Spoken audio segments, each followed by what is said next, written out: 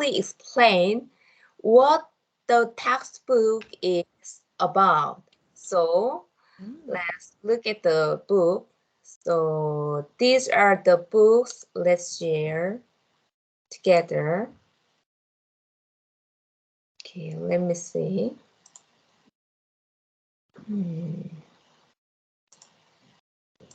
Okay. This is the book, Barron's AP Psychology 7th edition. This is very popular book. So, yeah, which is very popular and famous in the one of the famous book in the world. So we can generally get a lot of information, and then the students like who just to go to the university or college who just major the psychology, then they just to major this one or preschool, pre-university. So there are a lot of like explanation, but it is easily explained. So I will just introduce you to just be accustomed to this some explanation, and then there are some contents. Let's look at next one. Okay. The first one is history and approaches we've done already, right? Right. And the next one is method. So we've now doing this one, this chapter 2, and we've done already research and method, and then statistics yesterday. Yeah. And the chapter 3 is biological basis of behavior. This is also very popular and famous. And number 4 is sensation and perception. This is also really, really important. And chapter 5 is sense of consciousness. So we can aware. And number 6 is learning. So learning psychology is very popular and very, especially the educator are very interested in the subject of learning psychology. And chapter 7 is about cognition. And chapter 8 is about motivation and emotions. Yeah, it's also very popular these days because we have many like emotions, especially women have more emotional than men. So yeah, it is also very helpful. Which can apply to our real life. And chapter 9, developmental psychology. Is this is really helpful. This topic is really helpful, especially for the new parents, beginner parents, So maybe if you want to, or if you have any plan in the future to get married or become a mother, then you'd better learn this like developmental psychology. Then this is very helpful. And next one is personality. This is also very good to analyze the different people's like different personality type. And next one is testing and individual differences. So it's called so-called like IQ, EQ. So which is like we can easily say, oh, she is genius, or sometimes we just like critically say, oh, who is a little bit stupid like this. So like according to the like task and individual differences, we can just can objectively say it like that. And chapter 12, abnormal psychology. So maybe you've heard the terminology ADHD, something like that, or Asperger syndrome, like that. Have you heard? Right. Yeah, I have. Yeah, yeah.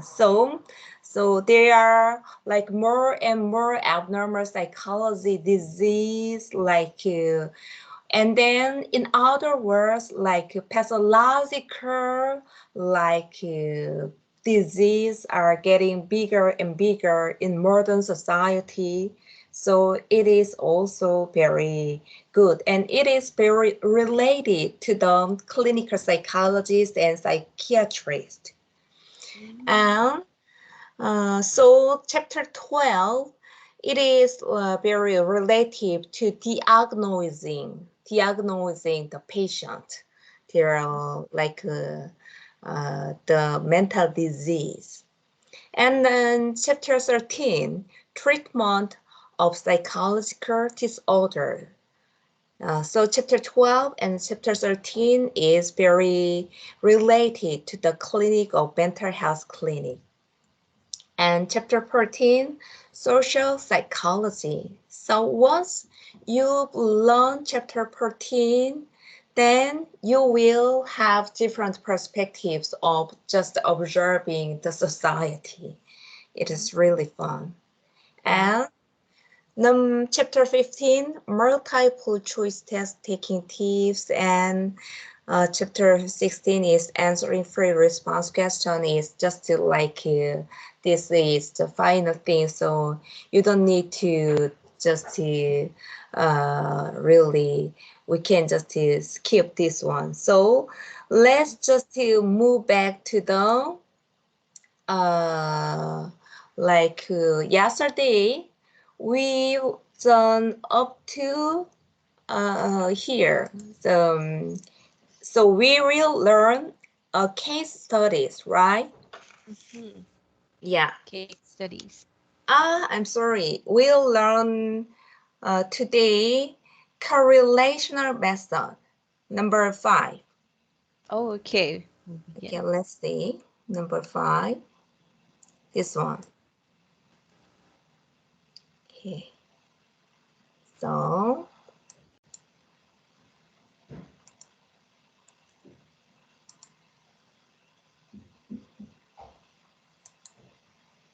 let's see. Okay.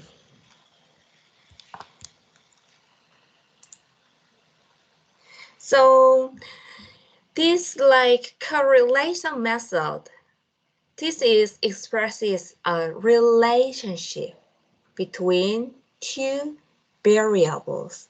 So you've known already the terminology variables.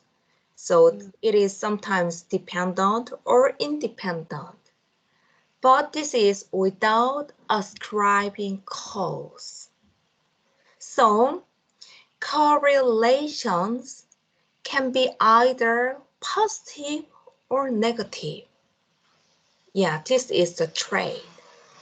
Mm. So positive correlations between two things means that the presence of one thing predict. It can just presume and expect the presence of the other. But a negative correlations means, so it means somehow that the presence of one thing predicts the absence of the other. So do you understand what I mean? Yeah, Okay. between the positive and negative. Yeah, yeah. And see the statistics section for more information about correlations later.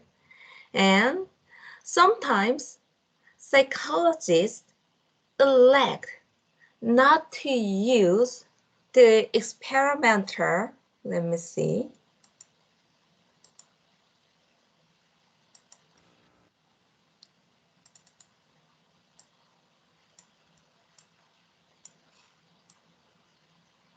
Yeah, sometimes psychologists elect not to use the experimental method because sometimes just to testing a hypothesis with an experimenter is impossible. Sometimes some cases is impossible to test. For example, I want to test a hypothesis that boys are more likely to call out in class than girls. Then how to do the experiment? It is almost impossible. So clearly, randomly assign subject to conditions. Boys are boys and girls are girls. Assignment of the independent variable in this case have been predetermined. So as a result, we'll never be able to isolate the cause of the calling out behavior.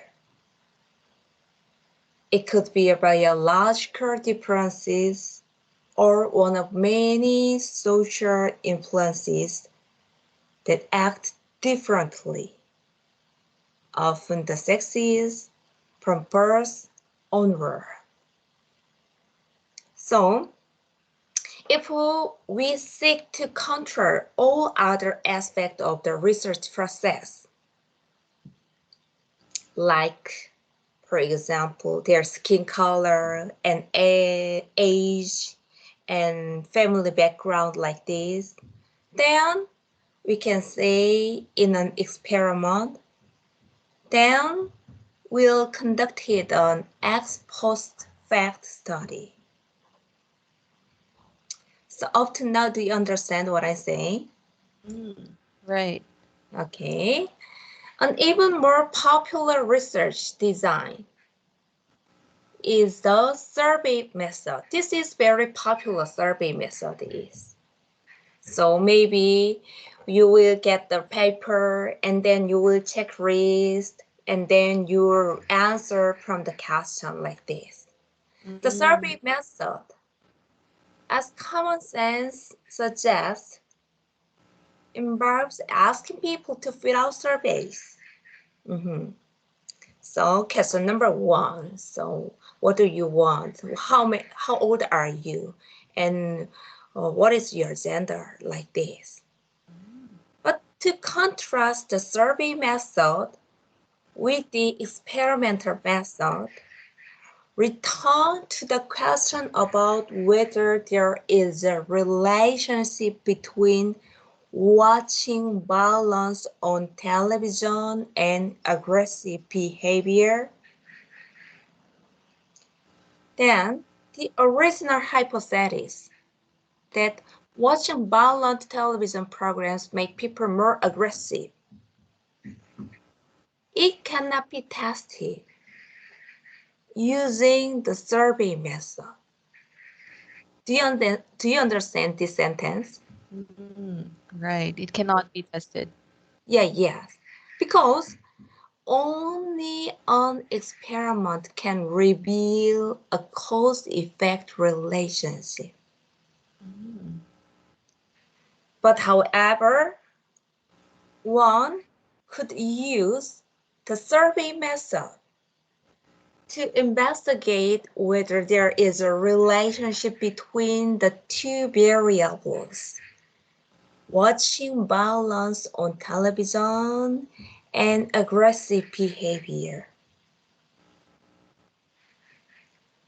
Per specific, in the survey method, neither of the variables is manipulated.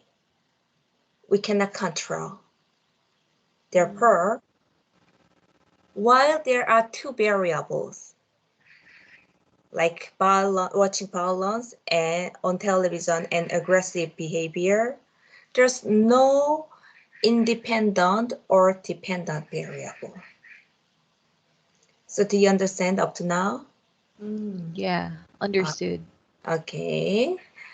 And using the survey method means that one can no longer control per participants relevant confounding variables. They cannot control. Some people watch a lot of violent television, and the others do not. It is just naturally happened.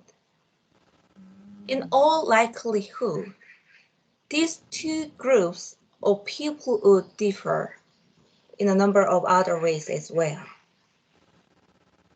The survey method does not enable the researcher to determine which of these differences cause a difference in violent behavior. So let's look at left box. It is gray box. Look here. Students often confuse the use of surveys to measure the dependent variable in an experiment with the survey method. But whereas survey can be only used as part of the experimental method. The survey method as described, it is kind of correlational research in which the researcher does not manipulate the independent variable. So the method, there are like this, like survey method is very limited. Do you understand what I'm saying? Yes. Okay, so let's see more. So although controlling per situation relevant confounding variables using the survey method is possible, for example, by bringing all the participants to one place at one time to fill out the survey, it is really done. Yeah, really done. One of the advantages of the survey method, there are some advantages, is that conducting research by mailing survey for people to fill out at their convenience is easy. Just mailing, massive mailing. Yeah, this is advantage. But however, if people fill out the surveys in different places, like some people just to do at their home, the other people do at their workplace, and like this, at different times of day, by taking different amounts of time. Some people do just in a very quick time, just 5 minutes. The other people like takes like 1 hour. Then, so on, the research will be flagged by confounding variables. So this is very disadvantageous. Thus again, determining what causes a difference in violent behavior becomes impossible. In addition, obtaining a random sample, which one send out the survey, is difficult because relatively few people will actually send it back. Low response rate. And these people are unlikely to make up a representative sample. So these are some advantages and disadvantages. So do you understand up to now? Yeah, like there's more disadvantages of mailing the survey on Yeah, this yeah, one. yeah. And then look at like here, left box on the gray. And students, okay, let's go over number 6, naturalistic observation firstly, and then later let's look at left box. So the other way is naturalistic observation. So we can just observe in natural way, just to let them go, and then we just observe. So it is also very good way to just research and then to get some data from them. Sometimes researchers opt to observe their participants in their natural habitat without interacting with them at all. Just to set the camera on their home and then just recording for a few days, for a week like this. Such unobtrusive observation is called naturalistic observation. So this way is very popular, especially for observing the baby's like behavior, you know. So the relationship between baby and mom's interaction. So when you observe, then we seldom interpret and we seldom interact. There are like interaction. So it is good way. The goal of naturalistic observation is to get a realistic and rich picture of the participants' behavior. So to the end, control is just sacrificed. And then let's look at left side, the gray one. But sometimes students just often confuse naturalistic observation with field experiment because there are some like something similar. Both involve doing research out in the world. Yeah, this is like similar thing, but there are some difference. Like in naturalistic observation, the researchers do not impact the behavior of the participants at all. They do not intervene anything at all. But in contrast, in field experiment, as in all experiments, the researcher has manipulated, they control the independent variables and they try to attempt to eliminate as many of confounding variables as possible. I see. Yeah, do you understand what the difference between these two ways? Do you understand? Yeah, naturalistic observation, like they do that mostly on TV shows, like setting up the cameras. Yeah. But they need just their control is just a sacrifice. They do not, they cannot eliminate any kind of like variables. They just naturally like observe everything. And let's go over next is number 7, case studies. This is also good way. So one final research method we'll mention is the case study method. So just to we focus on specific case and then we just observe and record and write on it, everything about the case. So the case study method is used to get a full detailed picture of one participant or a small group of participants. We can take a picture, we can record the camera, and then we can have some interview. So it includes everything.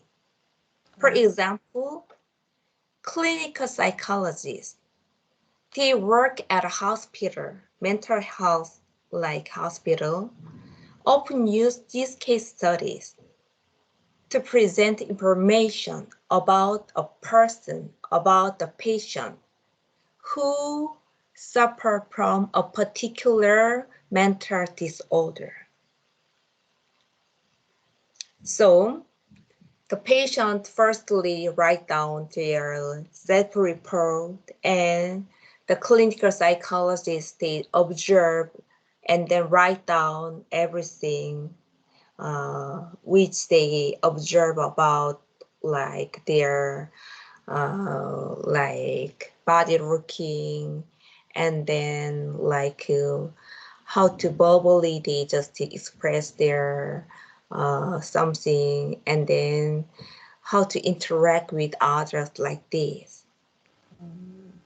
But why case studies allow researchers to get the richest possible picture of what they are studying?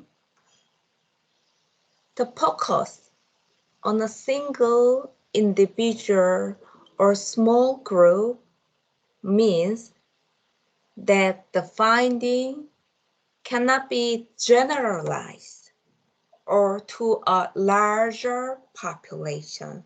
So this is the limitation. It is very difficult to be generalized. Do you understand?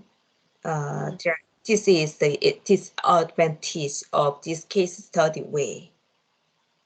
Also, Yeah, it's specific. yeah. So it is just only special case.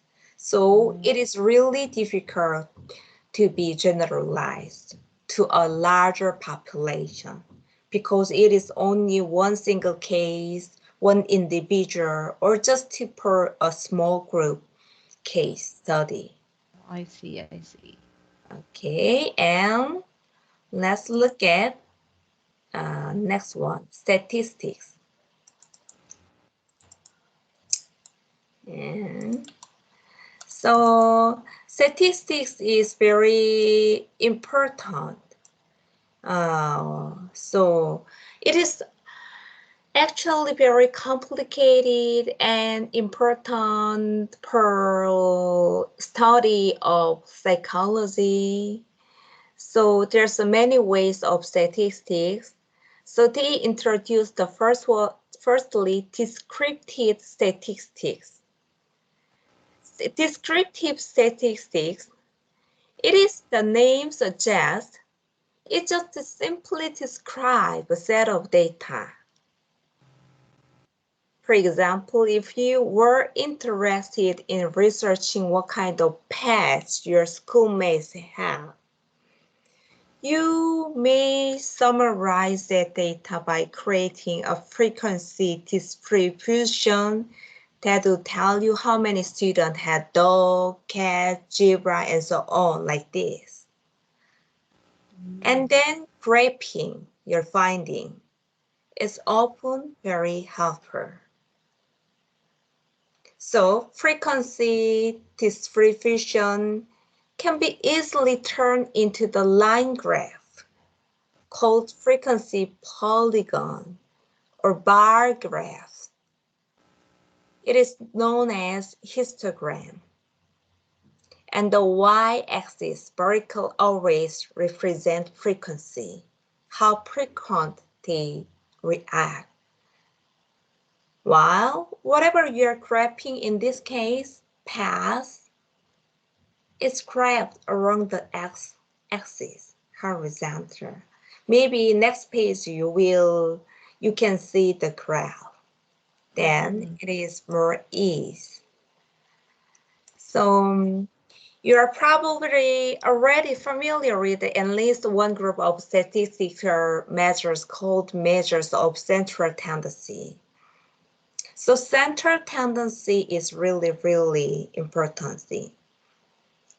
Some measures of central tendency, it attempts to mark the center of a distribution.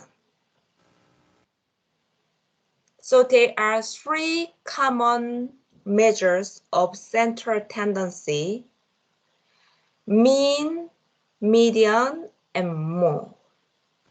Okay, let's look at the three things.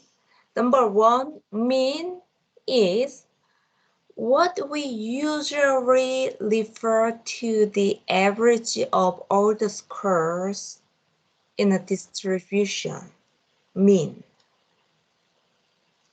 To compute the mean, you simply add up all the scores in the distribution and divide by the number of scores.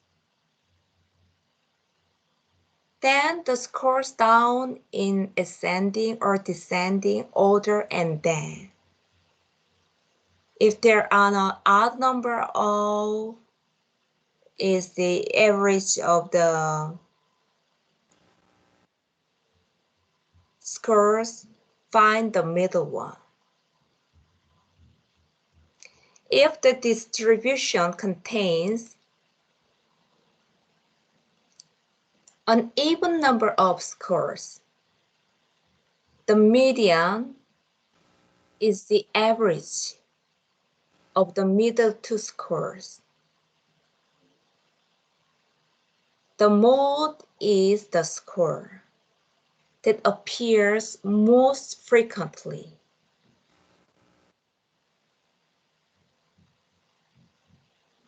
However, a distribution may have more than one mode. So it is bimodal. For example, if two scores appear equally, frequently, and more frequently than any other score. Do you understand up to now? Mm. Okay. Mean is pretty common. Yeah.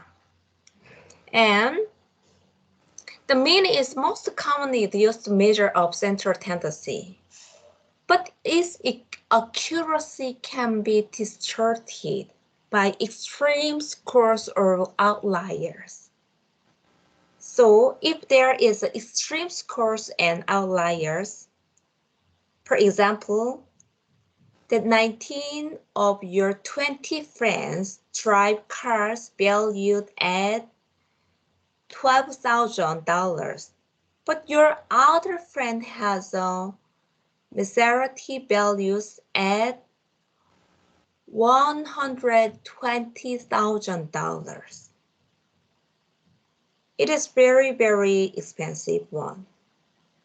The mean value of your car is $17,000 per $100,000. However, since that value is in excess of every one car except one person, you would probably agree that it's not the best measure of central tendency in this case. Do you understand? Mm. Right. Okay. Because it's different. Yeah. When a distribution includes outliers, very excessive thing, the median is often used as a better measure of mean central tendency. So, unless distribution is symmetrical, it is skewed.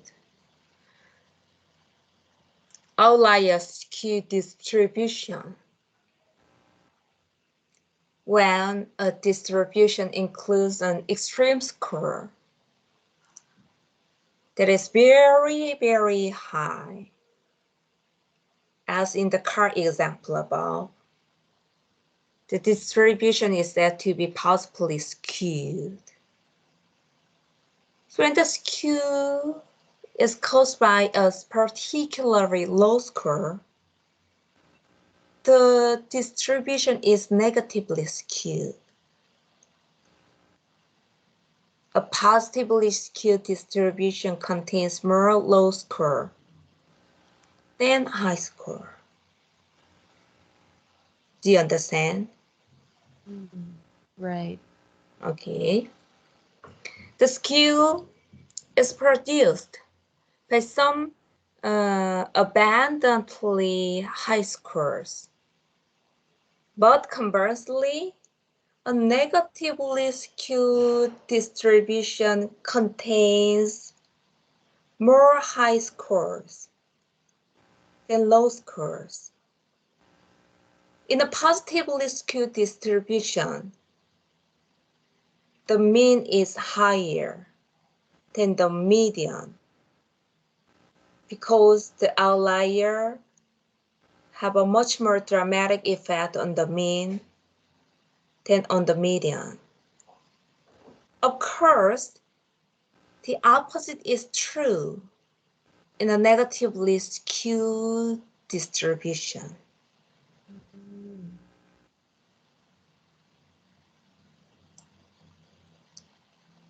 So, measures of variability are another type of descriptive statistical measures. Again, you may be familiar with some of these measures such as the range, variance, and standard deviation.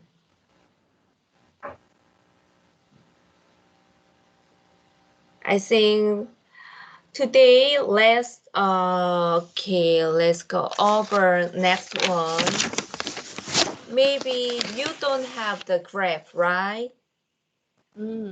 So now I will send the file about the graph right away, and I will, let's see, let me see.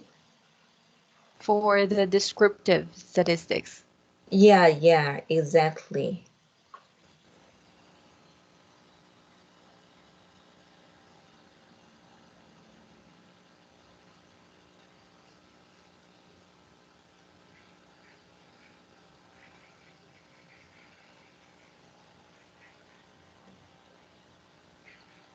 So maybe now, did you receive the file? Not yet? Yeah, I think I have it.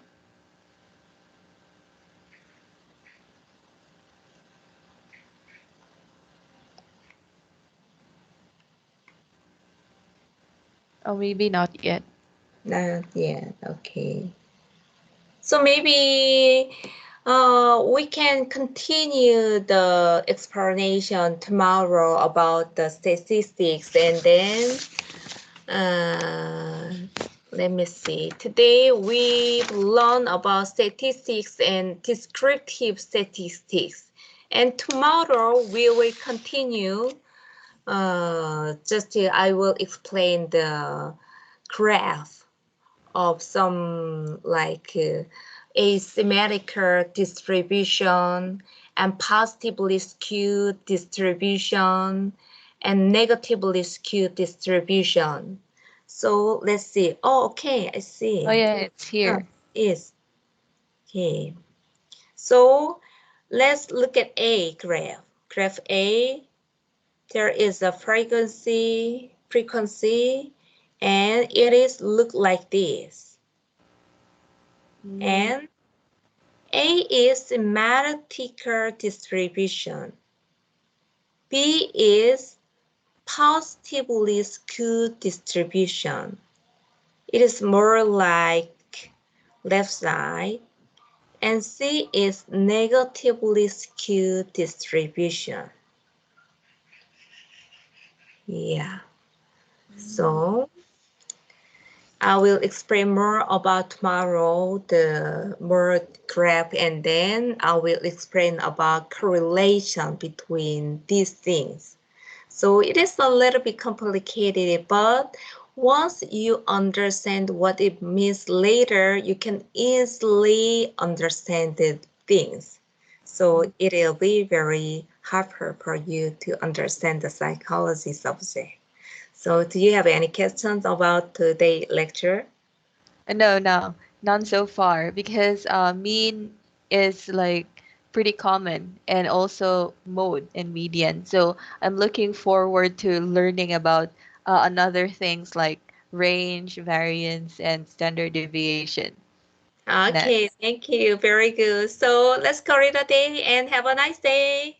Yeah, thank you so much, and yeah, have a good day ahead. Okay, Thank bye-bye. you. Bye.